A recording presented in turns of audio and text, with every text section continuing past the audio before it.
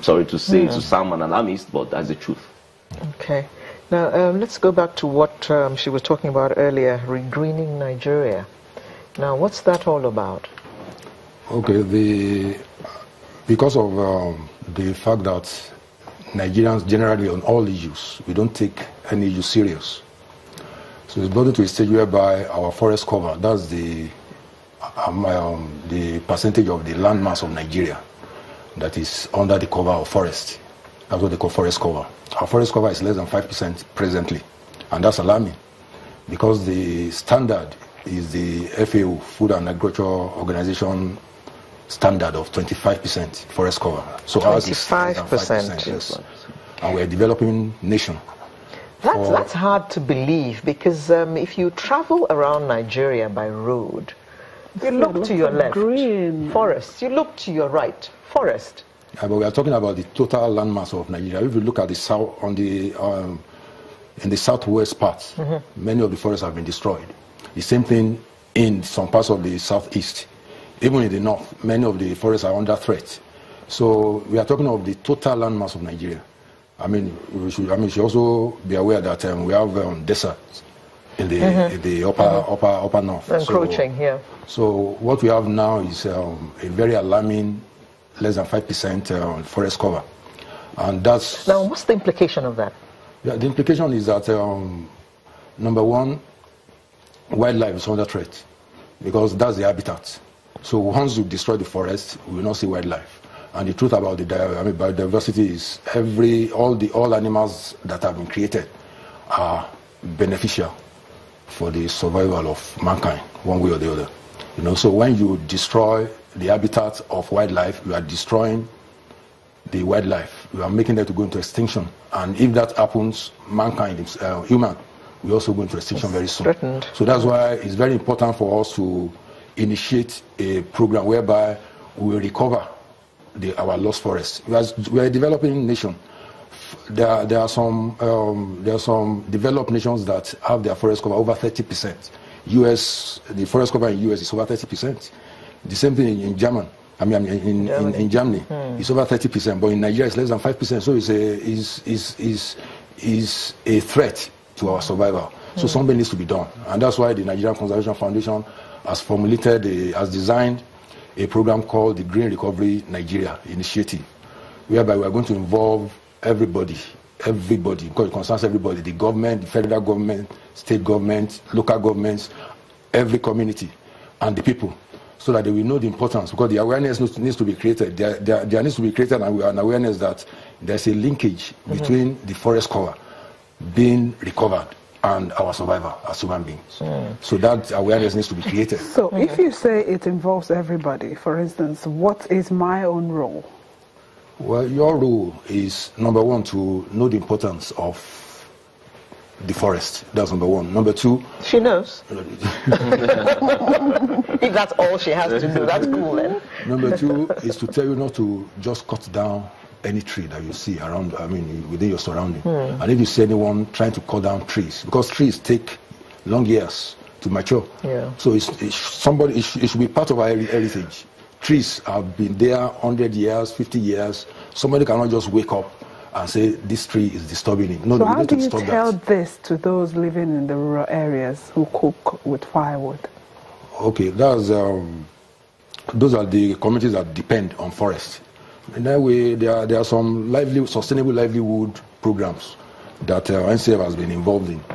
Because instead of depending on fire and on the trees in the forest, trying to cut it down for firewood, we have introduced eco-friendly stoves, whereby instead of depending on the woods, there are bamboo trees or something similar to that, so that they will not be attracted to cutting down the trees. The same thing with people in the communities that in the local communities that depend on wildlife in the forest, which we call bushmeat. Bushmeat. You know, it's very tough going to those people and telling them don't kill, don't eat it. So we need to find some alternatives for them, and that's why we have designed some programs. We have carried out some programs before, whereby we got some funding, whereby people were taught how to create poultry.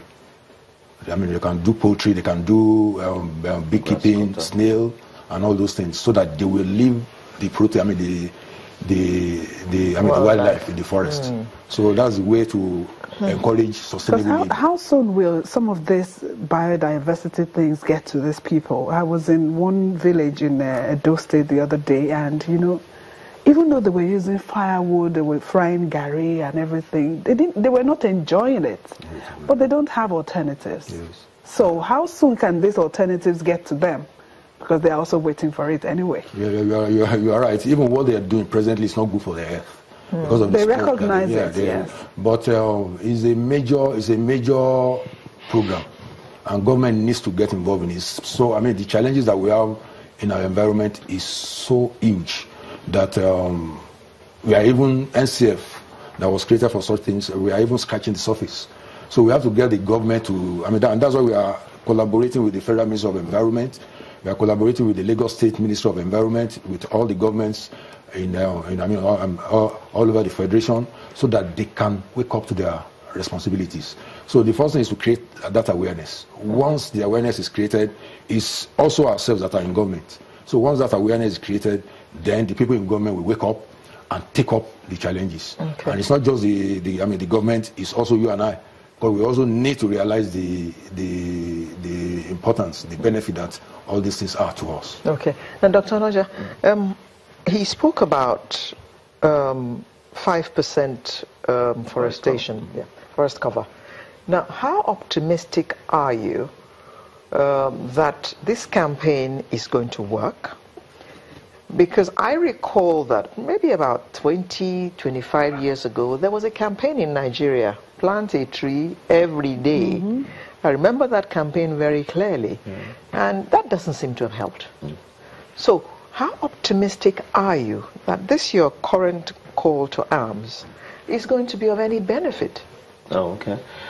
First of all, we need to let people realize that when you see we live in a delicate balance with nature, and people need to realize that. By the time we cut down our trees, the people in the local community need to realize that this is what we call watershed. You cut down your tree in a community, and then 2 years, 3 years down the line, your stream dries up. And you say, oh, it's because we are fighting with the other community, that's why our streams are drying up. Not knowing that they've cut down their watershed, what we call watershed. The trees are gone, so the soil are exposed to evaporation, and then the streams dry up. So they need to see that connection. Wow. So that connection has to be there. People need to know that our lives depend on these things that we see as if they don't have a connection to us. So they have direct consequences to this. Now, coming directly to your question about am I optimistic? Yes, I am. Because other countries they've also tried to do that, and they were successful. Singapore, for instance. But I think they have a higher percentage of educated people than we have. I know. Singapore, for instance, did that. They started as well from where we were. They just need that drive. The government, because the government has to be involved. They need that drive. We, as NCF, what we want to do, we want to serve as whistleblowers, where we will make, because we come many years, some governments come out and say, oh, we are going to plant 10 million trees today. We want to follow the trees. We want to ensure that these trees are planted. We want to ensure that the trees are planted where they say they will be planted. So these are the kind of things we're optimistic that it will happen. If you are not going to do it, don't say it. Because if you say it, we are going to follow it up to ensure that you do what you say you're going to do. So because of that, we're optimistic, and we're working with people as well. Because we've also gone further, thank God, to technology to show satellite images of and we had some simulation, what the tree cover was, what it is now, and what it will be without intervention. It is a sorry sight if you see what it is without intervention. Thank you so much for coming on this morning. We've been having a chat on conservation in Nigeria, natural resources, and we've been speaking with the Director General, Nigerian Conservation Foundation, Mr. Adeniyi Karunwi, and of course the Director Technical Programs, NCF, Dr. Joseph Onoja. Thank you very much. Thank you. Yeah, thank you.